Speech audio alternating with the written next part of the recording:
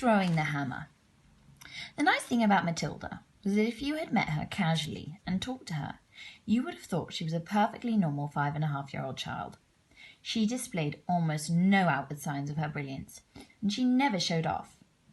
"This is a very sensible and quiet little girl," you would have said to yourself. And unless for some reason you had started a discussion with her about literature or mathematics, you would never have known the extent of her brain power. It was therefore easy for Matilda to make friends with other children. All of those children in her class liked her. They knew, of course, that she was clever, because they'd heard her being questioned by Miss Honey on the first day of term, and they also knew that she was allowed to sit quietly with a book during lessons and not pay attention to the teacher. But children of their age do not search deeply for reasons. They're far too wrapped up in their own small struggles to worry overmuch about what others are doing and why. Among Matilda's newfound friends was the girl called Lavender. Right from the very first day of term, the two of them started wandering around together during the morning break and in lunch hour. Lavender was exceptionally small for her age. She was a skinny little nymph with deep brown eyes and dark hair that was cut in a fringe across her forehead. Matilda liked her because she was gutsy and adventurous. She liked Matilda for exactly the same reasons.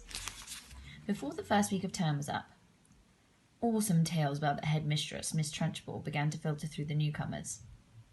Matilda and Lavender, standing in a corner of the playground during morning break on the third day, were approached by a rugged 10-year-old with a boil on her nose, called Hortensia.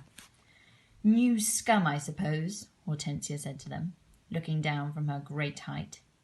She was eating from a large bag of potato crisps and was digging the stuff out in handfuls. "Welcome to Borstal," she added, spraying bits of crisps out of her mouth like snowflakes. The two tiny ones, confronted by this giant, kept a watchful silence. "Have you met the Trunchbull yet?" Hortensia asked. "We've seen her at prayers," Lavender said, "but we haven't got to meet her." "You have a great treat coming to you," Hortensia said. "She hates small children. She therefore loathes the bottom class and everybody in it. She thinks 5-year-olds are grubs that haven't hatched out." In went another fistful of crisps, and when she spoke again, out sprayed the crumbs. "If you survive your first year, you may just manage to live through the rest of your time here." But many didn't survive. Many don't survive, sorry. They get carried out on stretchers, screaming. I've seen it often. Hortensia paused to observe the effect the remarks were having on these two tiny ones. Not very much. They seemed pretty cool. So the large one decided to regale them with further information. "I suppose you know the Trunchbull has a locked-up cupboard in her private quarters called the Chokey. Have you heard about the Chokey?" Matilda and Lavender both shook their heads and continued to gaze up at the giant. Being very small... Sorry, class, I just need to pause for a second to blow my nose.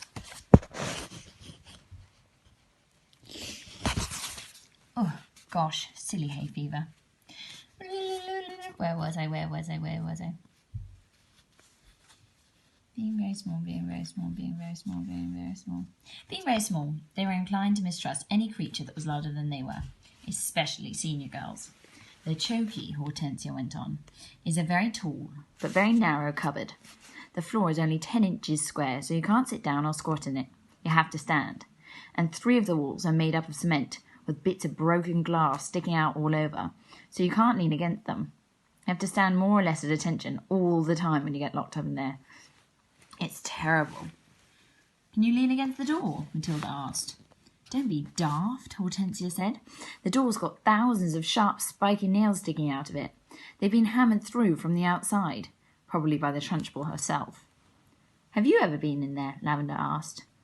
"My first term I was in there 6 times, Hortensia said. Twice for a whole day, and the other times for 2 hours each. But 2 hours is quite bad enough. It's pitch dark, and you have to stand up dead straight, and if you wobble at all, you get spiked either by the glass on the walls or by the nails on the door." "Why were you put in?" Matilda asked. "What had you done?" "The first time," Hortensia said, "I poured half a tin of golden syrup on the seat of the chair of the Trunchbull. On the chair the Trunchbull was going to sit on at prayers. It was wonderful. When she lowered herself into the chair, there was a loud squelching noise, similar to that made by a hippopotamus when it's lowering its foot into the mud on the banks of the Limpopo River.